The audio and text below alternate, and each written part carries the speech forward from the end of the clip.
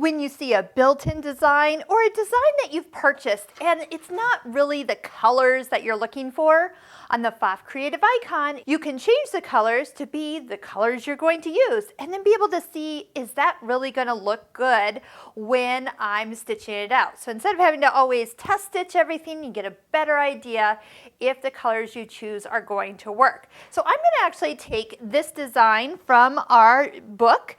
It says 5-024. So what does that actually mean? So this is from menu 5, design number 24.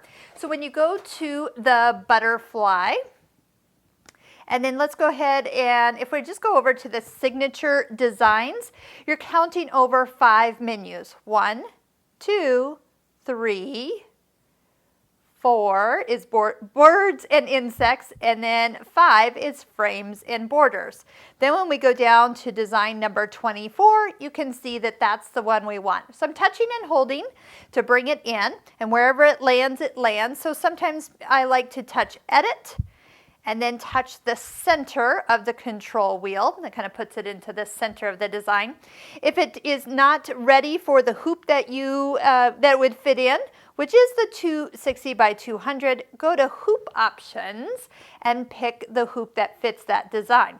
Now I'm going to come back here because the other thing you can do for color edit is, let's say we're going to embroider this on a blue shirt. So what you can do is you can change that background to blue, and then you know you're going to do kind of like a certain color palette. So as you change these colors within the design, and this one actually has 3 colors, then we can see, is that really going to look good on blue? Now I am for today just going to switch that back to kind of a neutral background. So next, once you have, and you might need, let me just test, the design selected. Nope, not necessarily.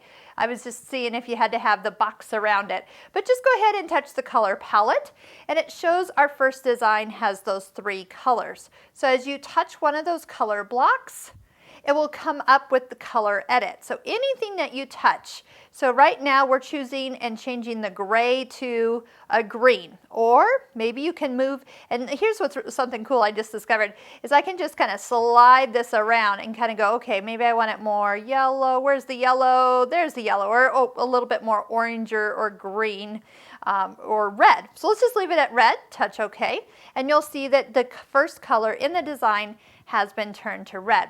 Touch the next one, color palette at the top, and then again you can come in here and we can find which design. So this was a brown, now it's going to go to a blue. Touch OK. All right, and how about the last one? You can touch it and touch the color palette, and I'm just picking random colors so then we can kind of see what's going on. Let's just turn that to a green. To get all the colors to show back up, in color edit, touch the first box, and that will bring all the colors together. So whether that's the perfect color combination or not, you can at least see it before you embroider it. And if it is the new colors you want to save, remember you can come down to the heart at the bottom of the screen and save it to the My Sew Net. Remember, you don't have to be logged into My Sew Net to save it. It will come up. We can create a new design, give it a new name, and touch OK. I don't need to save this, so I'm going to go ahead and touch cancel. But remember, you can change it up, see what it's going to look like, and see what colors you want to use before you stitch it.